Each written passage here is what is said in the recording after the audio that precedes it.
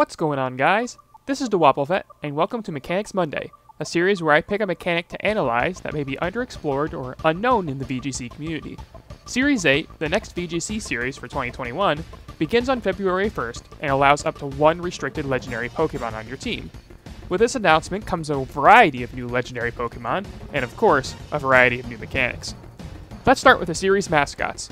The trio of Zacian, Zamazenta, and Eternatus are all unique legendary Pokemon, being unable to Dynamax.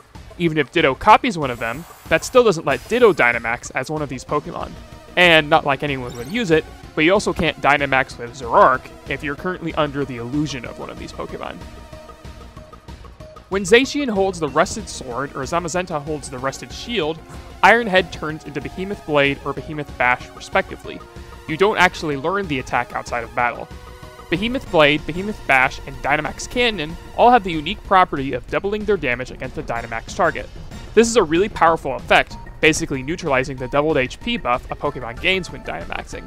For example, if you had both Play Rough and Behemoth Blade on Zacian, Behemoth Blade would be the stronger attack against Yveltal if it's currently Dynamaxed. It's simple math, really. 100 times 2 is more powerful than 90 times 2. Zacian and Zamazenta don't reveal whether or not they're holding their signature items at Team Preview. However, their sprite does update to their crowned form in the Plus Pokemon information screen, which is basically another version of Team Preview once the game has started.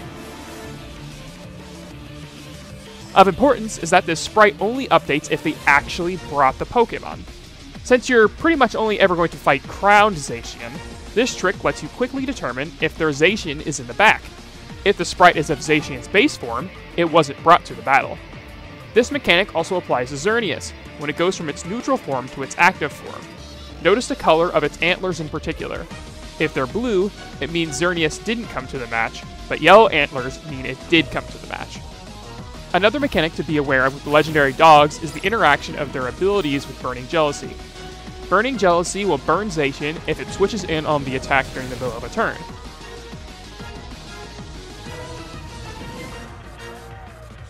It will also burn Zacian if it is sent out as a lead. Notice that Incineroar's Intimidate doesn't affect this at all. Because Zacian got a boost at all, that's good enough for Burning Jealousy to inflict a burn, even though it's not currently a +1 attack. However, Burning Jealousy will not burn a Zacian that switched in after a feint, all else being equal. Because switch-ins after feints are processed before the start of the next turn, Intrepid Sword is counted as boosting attack at the end of the previous turn. Burning Jealousy won't inflict a burn this time, because Zacian isn't counted as having boosted its stats this turn. Calyrex is a newcomer restricted legendary from the Crown Tundra. In order to use Calyrex Shadow or Calyrex Ice, you must have the Reigns of Unity item obtained in-game, which requires owning and beating the Crown Tundra DLC. In a similar way to how Kyurem forms work, a fused Calyrex is completely untradeable. It can't be traded normally, deposited in Pokemon Home, or anything similar. In addition, you can also only ever legitimately have one fused Calyrex on your cartridge at a time. This is because the Reigns of Unity are kind of like an on-off switch. If you fuse the Calyrex, your only option is to unfuse. You can't later fuse another Calyrex. You can see that the text of the Reigns of Unity key item even indicates this. While fused, Calyrex gains an ability called As One, which itself is a combination of Unnerve and the corresponding Nay ability of Spectrier or Glastrier. As One can't be negated or removed in any way, in a similar way to how something like Arceus system would work on Silvally. For example, Weezing's neutralizing gas does nothing to stop Calyrex from getting a special attack boost with Grimnay after it KO something. Because As One has Unnerve as one of its abilities, it has elevated priority in entrance ability activations. Normally, when two Pokemon have an entrance ability, the Pokemon will activate their abilities by order of speed. For example, a Kyogre's Drizzle going off before an opposing Zacian's Intrepid Sword should tell you right away that the Kyogre is holding a Choice Scarf. As One, being Unnerved, has ability priority, however. For example, if you look at Calyrex Ice against that same Kyogre, you'll notice that As One is activating before Drizzle. That's not because of some weird speed interactions. Unnerve just activates before all the other entrance abilities. Generally speaking, all of the mechanics of Unnerve apply with As One's variant of Unnerve. For example, you can perform a zombie glitch to allow Pokemon to survive at 0 HP if Unnerve is KO'd at the same time as another Pokemon. As you can see here, first Earthquake KOs ally Calyrex, so Unnerve is gone, and the berries can reactivate on Incineroar and Amoonguss. Since damage calculation is already finished, it can't do any more damage, so the berries restore its HP normally. Note that the speed of the KO'd Pokemon doesn't matter here. They're always KO'd from ally to opponent's left to opponent's right. As another example, if a low HP Incineroar KOs an Unnerve Pokemon with Flare Blitz, Unnerve will wear off before Incineroar takes recoil damage, allowing Incineroar to munch on its Figgy Berry and survive the additional incoming damage. Finally, another very important mechanic with Calyrex is that its Dynamax is a different color. Normally, Pokemon have a reddish glow when Dynamaxing, but Calyrex's glow is blue. This happens on both Calyrex Ice and Shadow. I also have no idea why it happens. Next, let's go over some minor mechanics with how Dynamax works with other restricted Pokemon.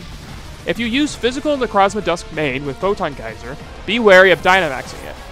Photon Geyser's property of becoming a physical move if the user's attack stat is higher does not apply while it is max Mindstorm. While Dynamaxed, Photon Geyser is always a special attack. As you can see, while Photon Geyser was enough to OHKO this untrained Blissey, a max Mindstorm based on Photon Geyser does almost nothing to it.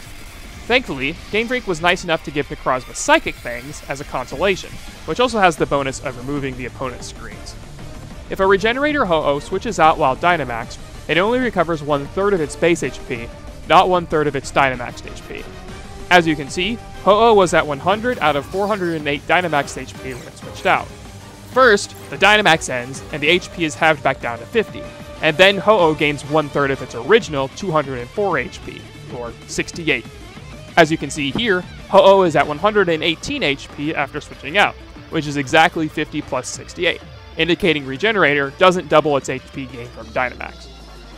On the other hand, Zygarde's transformation with Power Construct does double its HP if it transforms while Dynamaxed. Normally at level 50, Zygarde gains exactly 108 HP after turning into its complete form. And it doesn't matter what your EVs or IVs are, as that jump is basically the difference between the base HP of Zygarde 50% and Zygarde-Complete. While Dynamaxed, however, you recover 216 HP, doubled by the effect of Dynamax. Note that the Zygarde transformation also can't be negated by an effect like Neutralizing Gas, in a similar way to how As-1 and most transformation abilities are unaffected by it. Finally, let's take a look at Telepathy, specifically on Dialga. Telepathy allows you to dodge all attacks from an ally, including moves like Earthquake or single target attacks like Brick Break. Status moves still go through, so you can successfully use something like Helping Hand or Decorate on an ally Telepathy Dialga. Because you can't damage Dialga if you give it Telepathy, a weakness policy Dialga set is likely to run Pressure if you want to be able to take advantage of self-activating your own item. If you see Pressure, that probably means Dialga is holding weakness policy. And that's all for this week's Mechanics Monday. Are there any more interactions with restricted Pokemon that you're curious about? Let me know in the comment section below. As someone who does YouTube stuff for fun, getting good questions in the comment section really makes my day. So don't be afraid to ask me just about anything mechanics related. Until next time, have a good one.